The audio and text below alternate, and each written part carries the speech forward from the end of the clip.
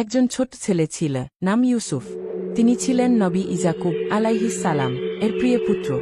এক রাতে ইউসুফ দেখলেন এক আশ্চর্য স্বপ্ন, সূর্য, চাঁদ আর 11টি তারা তাকে সেজদা করছে। তার পিতা বুঝলেন আল্লাহ তাকে এক বিশেষ মর্যাদা দেবেন। নরম সুরে পরিবর্তন। কিন্তু ভাইজেরা হিংসা করল। তারা ইউসুফকে কূপে ফেলে দিল। এক কাফেলা এসে তাকে মিশরে নিয়ে গেল। সেখানে মিথ্যা অপবাদে তিনি জেলে গেলেন, কিন্তু ধৈর্য হারালেন না।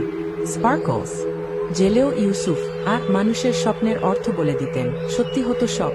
রাজা একদিন স্বপ্ন দেখলেন, 7টি মোটা গরু আর 7টি শুকনা গরু। ইউসুফ বললেন, 7 বছর সমৃদ্ধি, তারপর 7 বছর দুর্ভিক্ষ আসবে। রাজা তার প্রজ্ঞায় মুগ্ধ হয়ে তাকে মিশরের ভাণ্ডার রক্ষক বানালেন।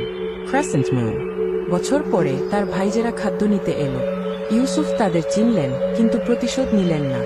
বরং বললেন, আজ তোমাদের প্রতি কোনো দোষ নেই, আল্লাহ তোমাদের ক্ষমা করুন।